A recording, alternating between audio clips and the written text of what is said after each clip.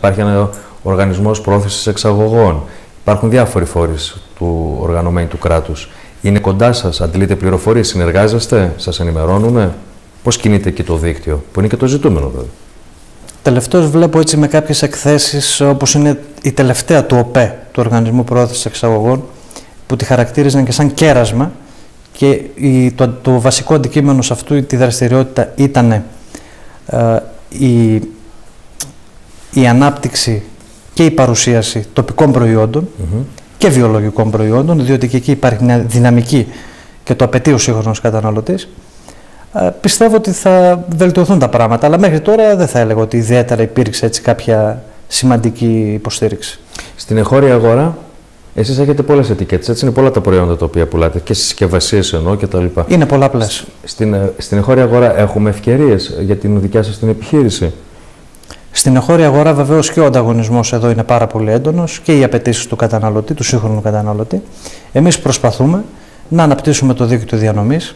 Ήδη έχουμε παρουσία σε όλη τη Βόρεια Ελλάδα και βεβαίως αναπτύσσουμε και με κάποιες άλλες συνεργασίες, και ο στόχος μας, δεν σας κρύβω κύριε Καρυπίδη, είναι να υπάρξει πανελλαδική κάλυψη και παρουσία των προϊόντων μας.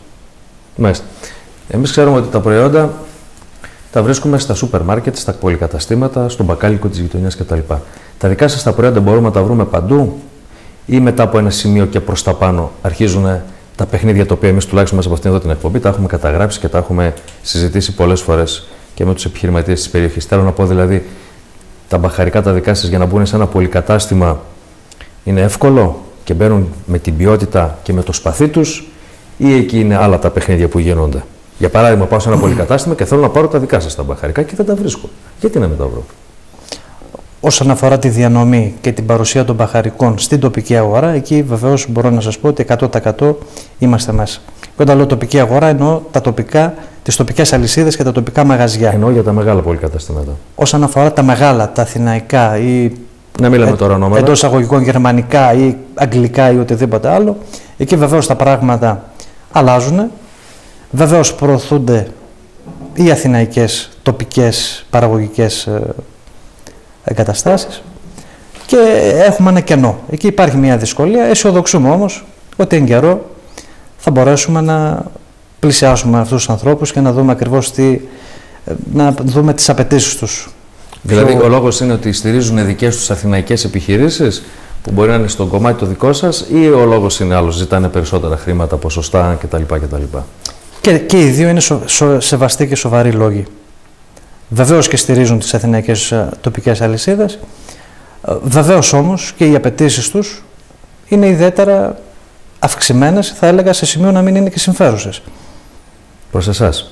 Προς εμάς. Δηλαδή ουσιαστικά γίνονται τα πολυκαταστήματα, αυτό που μου έχουν πει άλλοι συνάδελφοί σας, τα αφεντικά, και εσείς ουσιαστικά είστε το φασόν μέσα στην επιχείρησή τους? Κατά κάποιο τρόπο έτσι ακριβώς είναι. Αυτό δεν πρέπει κάποια στιγμή να μπει σε μια σειρά, με ένα θεσμικό πλαίσιο, κάτι το οποίο υφίσταται στις άλλες χώρες? Δηλαδή σε πληθυσμιακά και μόνο δεν μπορούν να ανοίγονται σοριδών πολυκαταστήματα που να ξεπερνούν τα όρια και την αντοχή της οικονομίας. Τότε μιλάμε ουσιαστικά για μονοπωλιακές καταστάσεις που και άθεα με τον ανταγωνισμό μπορούν να δημιουργήσουν και επιχειρήσεις να γονατίσουν, και τα βλέπουμε. Είναι ορατά τα αποτελέσματα. Μικρές επιχειρήσεις να κλείνουν, έτσι δεν είναι? Ακριβώς. Υπάρχει τέτοιος προβληματισμός τουλάχιστον μέσα στο επιμελητήριό σας, όπου εκεί είστε οργανωμένοι? Γίνονται τέτοιου είδους συζητήσεις έτσι ώστε να δοθεί και η πίεση προς στον πολιτικό σχεδιασμό να αλλάξουν κάποιοι νόμοι που ίσως πρέπει να αλλάξουν για την αγορά, για την εύρυθμη λειτουργία? Θίγεται ένα πολύ σημαντικό και μεγάλο πρόβλημα, κύριε Καρυπίδη, με αυτή την ερώτησή σας. Βεβαίως η τοπική κοινωνία πρέπει να συγχρονιστεί, πρέπει να προβληματιστεί όσον αφορά για αυτή την εξέλιξη, διότι οι εξελίξεις με την τροπή που έχουν πάρει τα πράγματα θα είναι πολύ αρνητικές. Και θα είναι πολύ αρνητικές για μια λυσίδα πραγμάτων και θεσμών και υπηρεσιών, και θα πρέπει όλοι μαζί να δουλέψουμε και να προβληματιστούμε πάνω σε αυτή την κατεύθυνση. Δεν πρέπει να εννοούμε επένδυση μια ξένη εταιρεία, κυρίως εισαγόμενη. Επαναλαμβάνω και λέω, είτε αυτή είναι γερμανική, είτε είναι αγγλική, είτε είναι καναδέζικη, εντός εισαγωγικών πάντα, και να το θεωρούμε σαν μια επένδυση. Αυτό είναι αφέμαξη της τοπικής κοινωνίας και αγοράς. Σε κάποια περίπτωση δεν είναι επένδυση, και θα έλεγα ότι μειώνει τις θέσεις εργασίας, όταν σήμερα το ζητούμενο είναι η ανάπτυξη των θέσεων εργασίας. Λέτε δηλαδή ευθαρσώς ότι τα πολυκαταστήματα που λειτουργούν ανά την Ελλάδα ή ανά τον κόσμο αγνοούν ένα βασικό κανόνα της οικονομίας που λέει καλή γειτονία, καλή σχέση με τις αγορές όπου λειτουργώ και τις τοπικές κοινωνίες. Δεν τους ενδιαφέρουν δηλαδή οι αμοιβαίες συνεργασίες, η αμοιβαία εμπιστοσύνη. Τους ενδιαφέρει μόνο το κέρδος και μόνο αυτό. Αγνοούν την ποιότητα τα πολυκαταστήματα. Δηλαδή στο βωμό του κέρδους ξεπερνάνε την ποιότητα, την αφήνουν πίσω. Όσον αφορά αυτό, μιλάνε τα παραδείγματα και μιλάει η πραγματικότητα και δεν θα μιλήσω εγώ γι' αυτό. Βεβαίως και την ξεπερνάνε. Και είναι ένα πολύ αρνητικό σημάδι, διότι αυτό που λέγαμε όσον αφορά τις αξίες, το σεβασμό στον καταναλωτή, αντί για σεβασμό υπάρχει ισοπαίδωση. Ισοπαίδωση της ποιότητας με στόχο το κέρδος. Βεβαίως το κέρδος είναι κάτι που επιθυμητό. Όμως κέρδος πάντα με αξίες και με σεβασμό στον καταναλωτή. Εσείς το να πάτε μόνος σας ως επιχειρηματίας σε ένα πολυκατάστημα που έχει ανοίξει και στη Δυτική Μακεδονία και είναι αρκετά νομίζω πλέον στη Δυτική Μακεδονία και να πείτε εκεί τον εκπρόσωπο του πολυκαταστήματος, γιατί τον πρόεδρο δύσκολο να τον δείτε. Λοιπόν, και να του πείτε, κοιτάξτε να δείτε, εδώ εμείς είμαστε μια επιχείρηση τοπική, πρέπει να συνεργαστείτε μαζί μας, αφού από εδώ αντλείτε πόρους από την τοπική αγορά κτλ. Δεν ξέρω αν θα σας εισακούσει.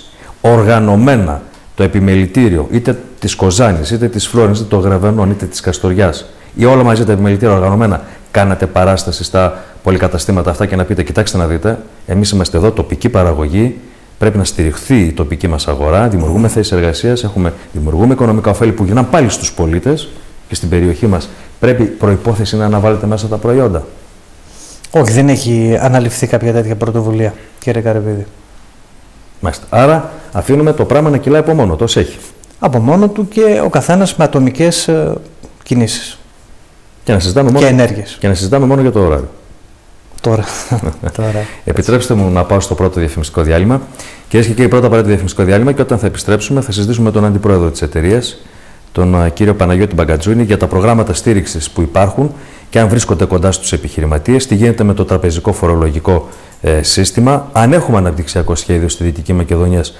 Αν έχουμε αναπτυξιακό σχέδιο στην περιφέρεια της Δυτικής Μακεδονίας, αφού εδώ λειτουργεί αυτή η επιχείρηση, τα πρώτα ευρήματα δείχνουν ότι δεν στηρίζονται οι τοπικές επιχειρήσεις, τουλάχιστον στην αγορά.